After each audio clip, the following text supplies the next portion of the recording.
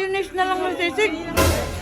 Hi mga kapreni! Ayun na nga kapreni, nabitin ako sa sisig nung nakaraan. Kaya naman gagawa tayo ng sisig ngayon. Bukas at magpakailanman. Charis! Inutusan ko si Kuya Ken bumili ng chicharon. Lalagyan ko ang gagawin kong sisig. Makikita nyo mamaya. Relax lang ha, manood lang kayo. Mahirap ba magprito ng baboy kapag lagana? Tumatalsik ang mantika. Alam mo yung talsik? Ay, never mind. Ayan na naman si Kapreni, magbabanggit na naman ng kung ano-ano. Huwag ganon, mali yun. Ay, nako, bumili na lang sana ako ng sisig. Di pa sana ako nahirapan magluto. Budang tamad na. Minsan na nga lang magluto, nagreklamo pa. Pinatay ko na muna ang apoy para mabaliktad ko isa-isa. Natatakot nga ako sa mga talsik eh. Ano ba? Bakit naman ganon? Natalsikan pa rin ako Kapreni sa sobrang kaartean ko. Ang napaka-ano kasi.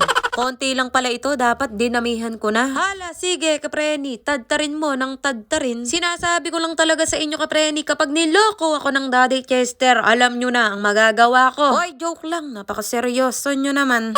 Kulang pa sa crispy Kapreni, pero okay lang yan. Sakto lang para sa akin. Siya ba? Sakto para sa'yo. Charis!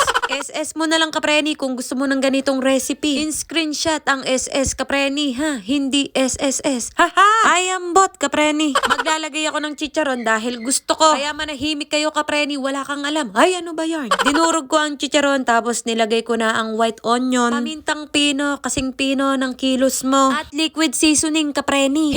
Hindi dapat mawala yan kapag gagawa ka ng sisig. At ito, optional ko lang Kapreni, oyster sauce. Pwede rin naman toyo mo Kapreni. At hinalo-halo na nga ni Kapreni. Sa paghalo niya Kapreni, may nakita pa siyang buo. At magtiga ng 2 kalamansi kasama pati buto. Hindi tinipid pero tinamad.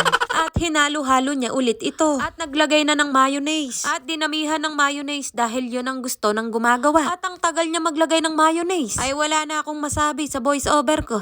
Tapos, hinalo-halo niya ulit ito. Kakapanood ko sa vlogger na yun Kapreni, napagaya ko. Nagluluto siya, panay ang sabi niyang at hinalo-halo niya ito. Nakalimutan ko na yung pangalan ng vlogger na yun pero natutuwa ako.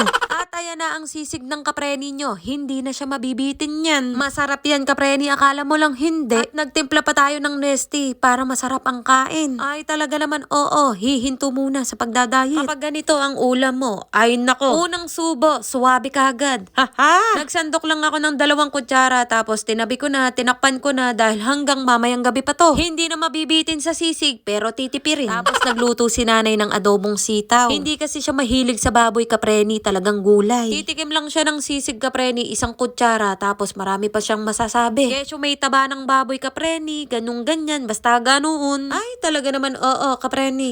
Pagkatapos kong lumamon ay kumain. Heto't naguhugas naman ako ng mga pinaggamitan. Hindi lang tayo basta't nagluluto't kumakain. Marunong din tayo maghugas ng pinagkainan. Nakikisama ako kay nanay. Baka mamaya may masabi sa akin. Baka sabihin tamad ako. O siya, hanggang dito na lang ang video.